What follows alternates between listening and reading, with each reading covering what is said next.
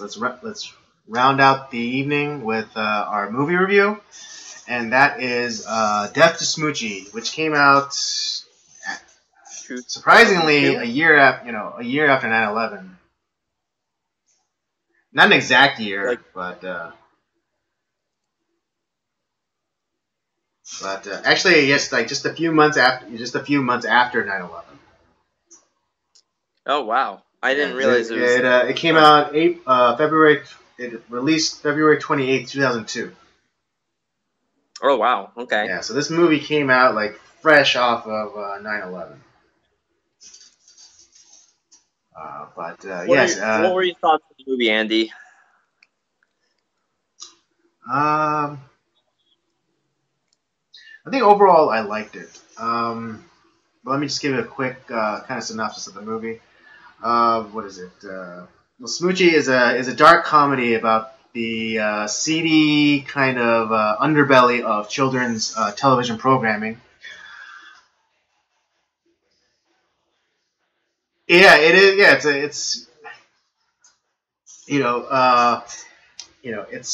it's the story of Rainbow Randolph, who's played by the late Robin Williams.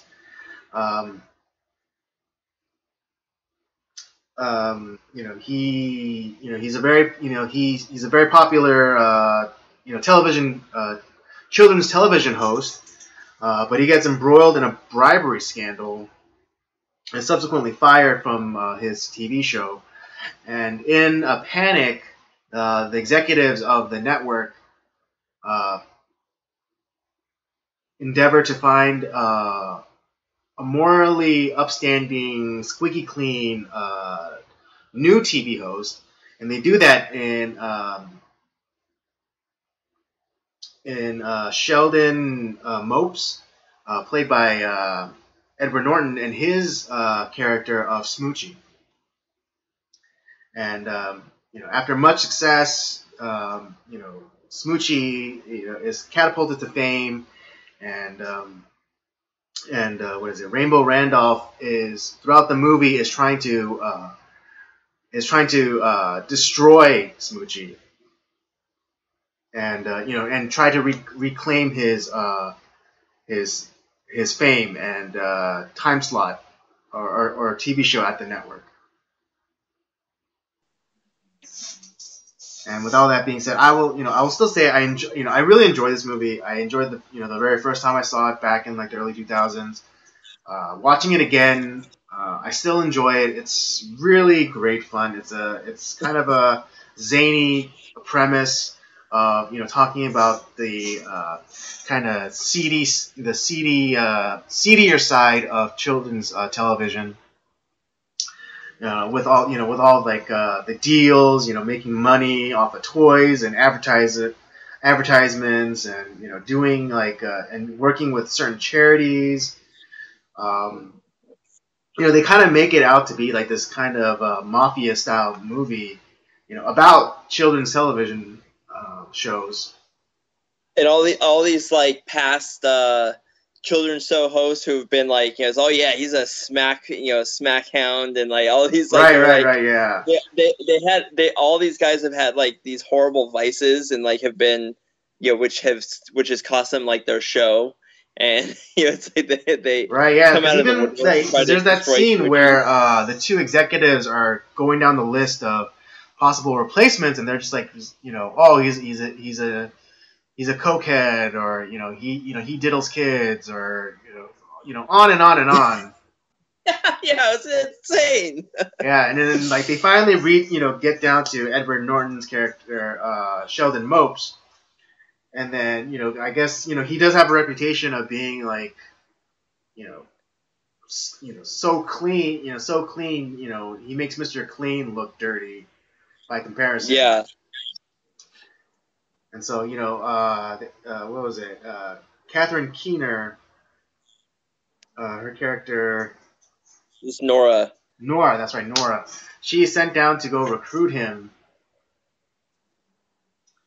and she's I guess she's been in the business for so long, she's a bit jaded, at Sheldon's supposed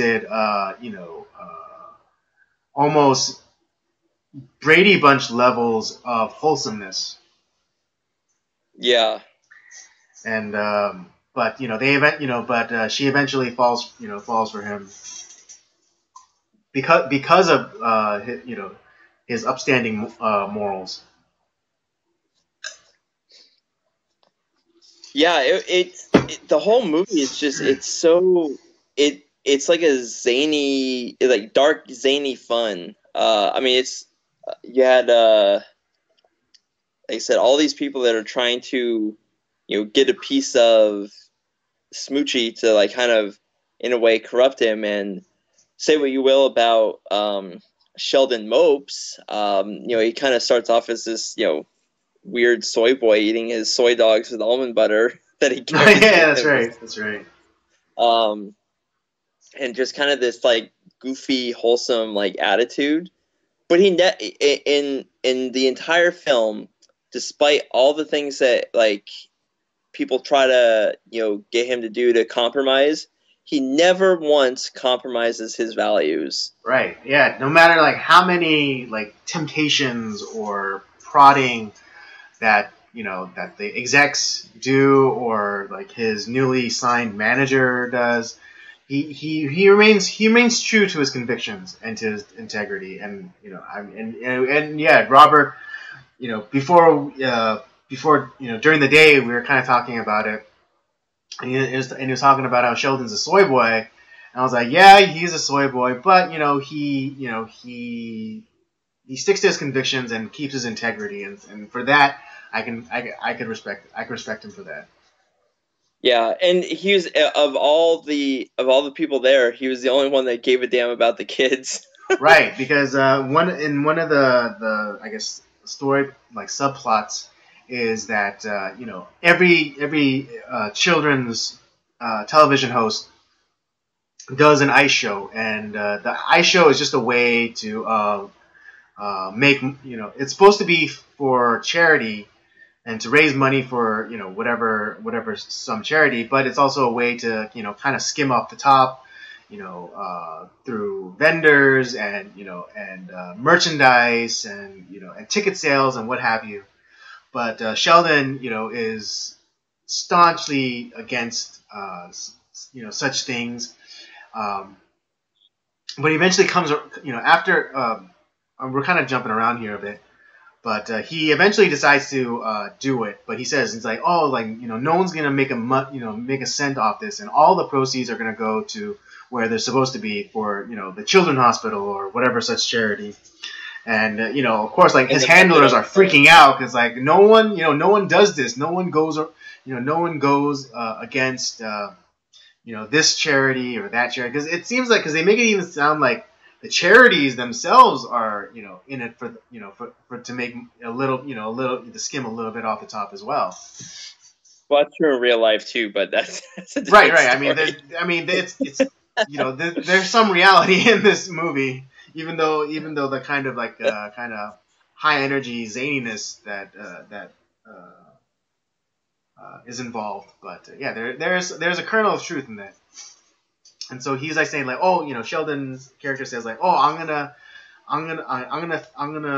pay for everything. I'm gonna pay for like the unsalted pretzels and like the vegetable juice and no one's gonna make no one's gonna make a dime out of this, and all the money that's raised is gonna go straight to the actual charity, the people who actually need it.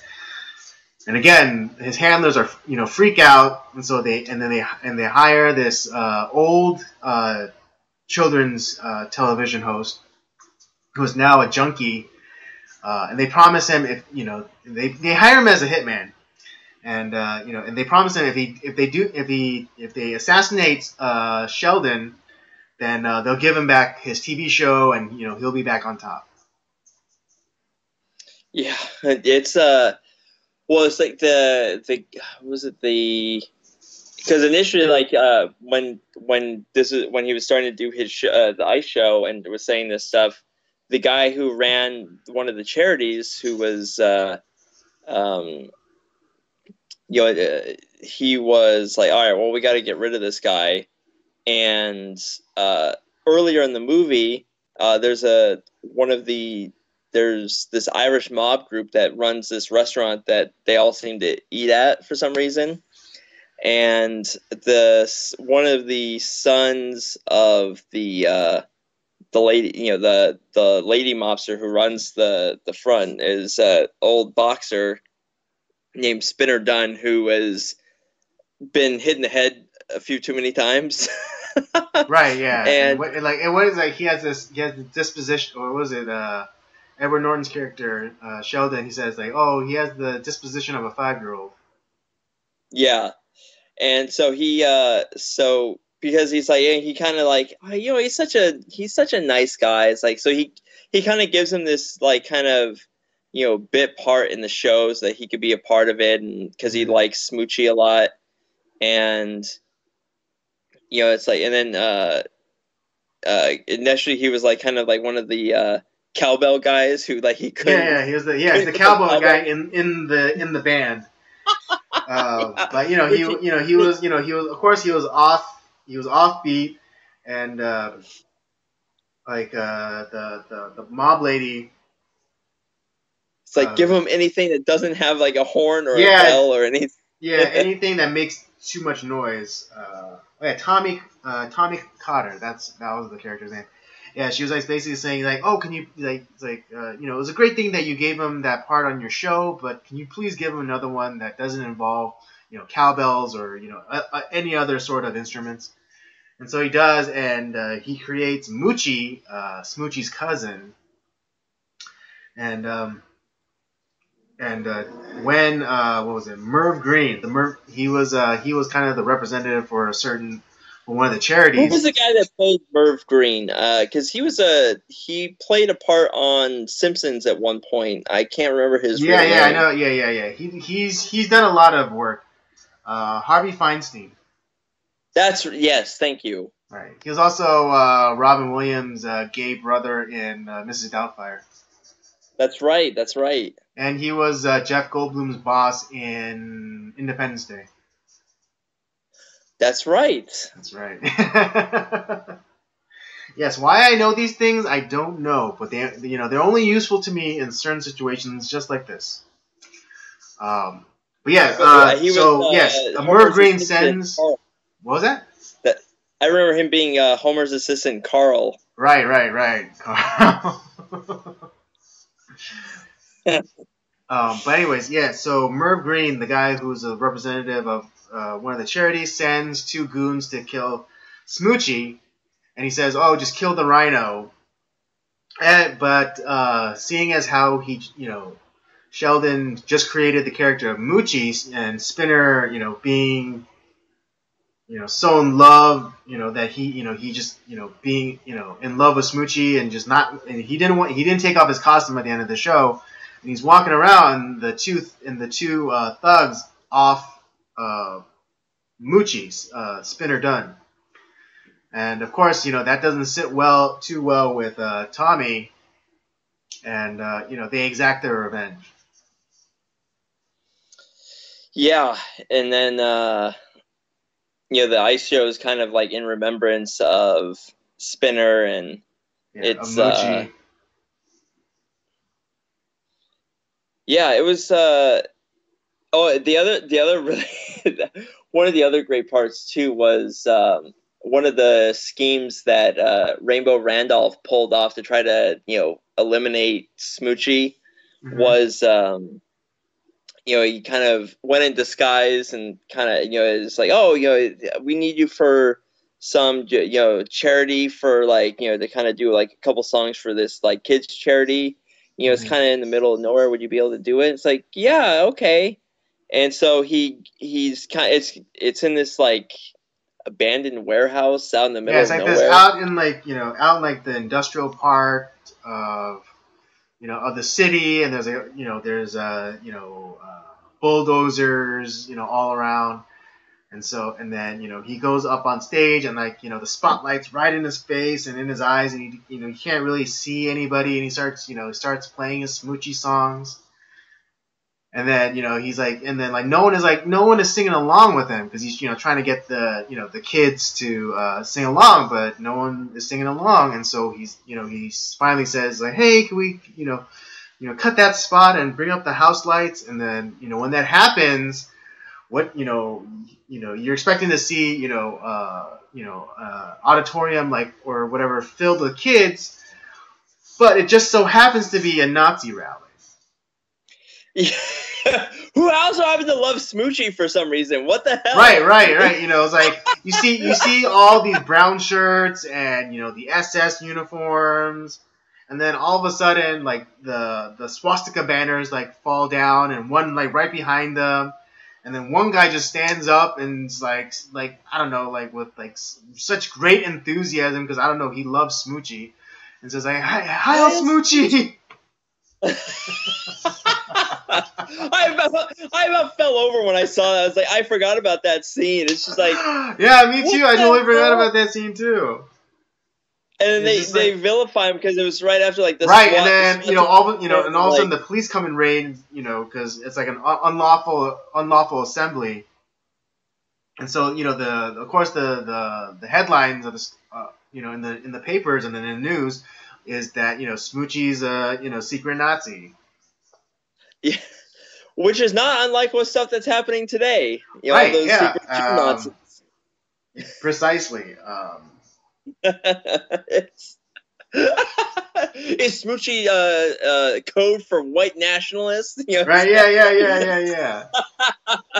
Yeah, it's funny. It's like you kind of you can't help but see, it's like they're telling us what was going to happen. As far as I'm concerned. Oh, it's crazy because back then, if we would heard stuff like that in 2002, it's like, you got to be fucking kidding. It's like, no, of course not. It's like it was supposed to be a joke, but now it's like this is the. I'm not gonna dive down that rabbit trail, but it's like, man, it's kind of become reality, which is kind of weird. Well, yeah. Well, okay. Just to deviate really quickly. I'm not gonna spend too much time on this. But recently there was that promo for that CBS show, The Good Fight, where one of the characters is speaking directly into the camera, talking about white nationalists and talking about how not all speech should be tolerated, and then they reference Richard Spencer, who after Donald Trump was voted in president, during the inauguration, he was kind of out and about, and then a news reporter was talking to him, and all of a sudden he gets sucker punched. And I'm not saying that I agree with Richard Spencer's position, but that him getting sucker punched like that was pretty fucked up. Yeah, I would agree. I don't agree with anything that guy has to say, but you don't just sucker punch somebody in the face like that. Yeah, and I mean it was crazy because during this promotion, the characters walking through the scene, and there's kind of almost like an Antifa style riot going on, but of course they try to make it more right leaning, and the rioters have these red vests on, which I think is also kind of eliciting the imagery of the yellow vest protests that were going on in France just a few months ago, when all those people were protesting against was kind of the government just taking a shit on them because they were trying to get they're trying to take away gas or they were jacking up the price of gas, which would have affected the kind of the working class, the blue collar folks the most, truckers and things like that, and farmers. But here's where it's really bad especially for CBS, because this character was talking about a real person. It wasn't as though he was talking about a fictional person that was part of that TV show, and that character on that TV show was a white nationalist or a Nazi. The promo is the fictional character in that show talking about an actual person and saying that it's okay to punch Nazis, not making any distinction between you know real life or the TV show or what or delineating what makes who was a Nazi. So I think and really fast because they initially CBS initially put it up on their Twitter account, but they took it down real fast because that was a legitimate incitement to violence. Yeah, well, I mean that's what a lot of those people are doing, right? Which and is yeah, and so it's like how fucking stupid are these people that that they did that they put out this thing, literally inciting violence. Yeah. well, that whole idea of punch a Nazi, but then they start calling everyone Nazi, so which is just another now it's just a word for I disagree with you, Sue, Nazi, and Well, right, so because it's not as though they're this person who's delivering this monologue was talking about a character um, in the TV show that happens to be a white nationalist or is somehow like a Nazi. The character referenced a real person, an actual person, right, Richard Spencer. And so now it's like you're blurring the lines here, and yeah, you're absolutely. inciting people to attack people merely on the claim of being something and not being definitively something. Yeah, yeesh. So which is scary. But anyways, back to Smoochy. Yeah, it's what was it? Rainbow Randolph eventually, he kind of gloats and goes to Nora and is like, "Oh yeah, I knew he was a Nazi," and he kind of like, he kind of lets it out that it was his, he was actually the one to set him up, and Sheldon is then, eventually exonerated, and I think there's this funny scene where Rainbow Randolph is pushed to the brink, and he decides to go out in like this big spectacle, kind of like a la the Buddhist monks. That set themselves on fire. Yeah, that set themselves on fire. So he goes in the middle of Times Square and he douses himself with some flammable liquid, and he's about to light himself on fire, and then this little girl comes up, is like, "No, Rainbow Randolph, don't." He's like, "Don't do that," and she blows out the match, and you think that it's like this great kind of bring you back from the edge moment, when all of a sudden Sheldon comes out of the studio, and all of a sudden like, "Hey everybody, it's Smoochy!" And then they go and they Yeah. they go and they like leave Rainbow Randolph to go and like go and adore Smoochy, and like that was like when he like kind of loses it for like I think maybe like the third or fourth time in this movie. No, so like the first time like he tries to get at Smoochy, I thought was also kind of funny as well as like very creepy. Was where it was this one where like he was giving like cookies to the kids in Oh right, yeah. Oh yeah, because show. like on his on the Smoochy show there's like a special like cookie time, and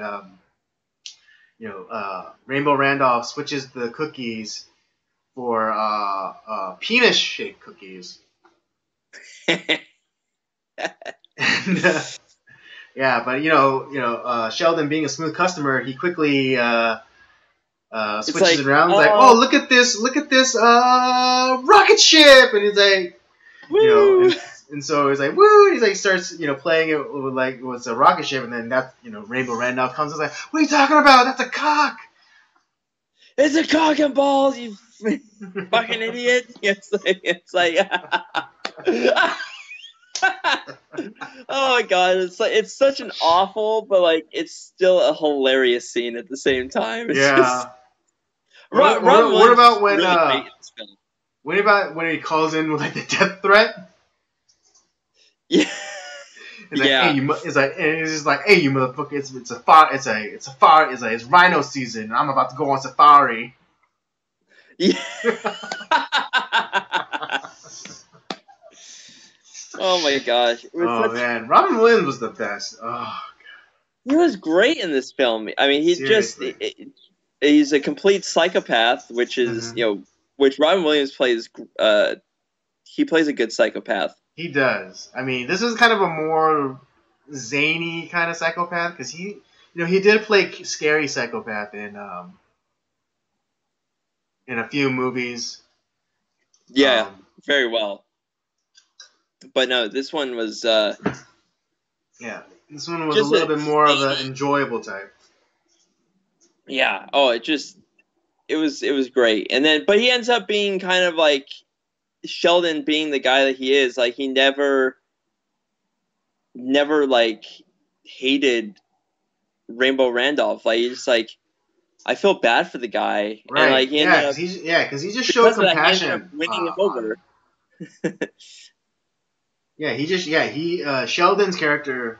He just constantly showed like compassion to everyone, and even like to Rainbow Randolph, who tried to sabotage his show, who like called in death threats on him, who sent him to a secret Nazi rally. Yeah, and he Yeah, still like showed him compassion and care. right. He's a pretty stand up guy. Yeah, Maybe naive, but pretty stand up right. guy. Naive, but stand-up guy. But yeah, it was. I really like this film. It was fun. It's funny. It's zany. It like the whole premise is so ridiculous. Like it's like Sesame Street and meets is going up against Mister Rogers and like and the Muppets and like all these, like kind of. It's like Yeah, and kind of like it's yeah, it's just kind of like yeah, kind of pulling back the felt, as it were, on television, on children's television programming. yeah. It's kind of like the seedy underside of it, and all of like the back, the backroom deals, and all like the skimming off the top, and it's funny because it was kind of like a mafia. It was kind of like a mafia film, but just but a comedy. Yeah, yeah, it's exactly what it was. It was great. I loved it. Hmm. I'm glad we watched this one again. Yeah, I mean, me too. I'm glad that that we decided to do comedies this month. I think we needed it.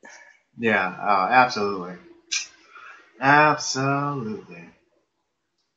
All right. Well, what do you give for Huh? ratings? What's your rating? Ratings. What's your rating on this one?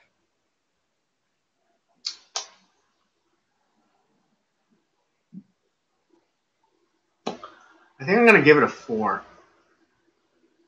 I'm gonna give it a Ooh, 4. very Yeah, yeah. okay. Because it was just.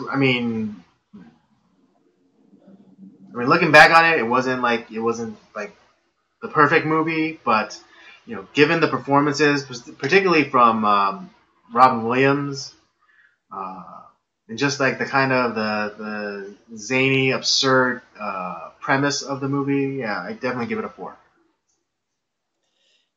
Yeah, I'm gonna have to agree with that too. I'm gonna give it a 4. I was gonna go 3.5, but after like kind of talking about it with you, I'm Mm-hmm. gonna go 4 just because of outside of like because Sheldon I think was probably the weakest character out of all of them. But like yeah, Robin Williams is great. All the Danny DeVito, Jon Stewart.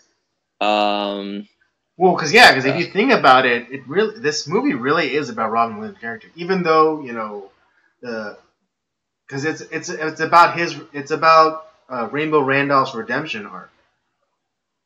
yeah, Because first he's on top, and then he goes to like the scandal, and then he's like, you know, on the skids, and then he misplaces his anger, at Smoochy when it was everything was like, and he does kind of come to like this realization, that all of his problems are his own, and then even like when they're going to try to assassinate Sheldon at the ice show.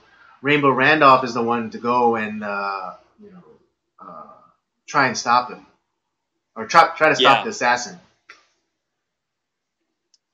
But yeah, it was a fun, hilarious, zany movie, and it was just, yeah, it was good. You should watch. Everyone should watch it. It's great. Right.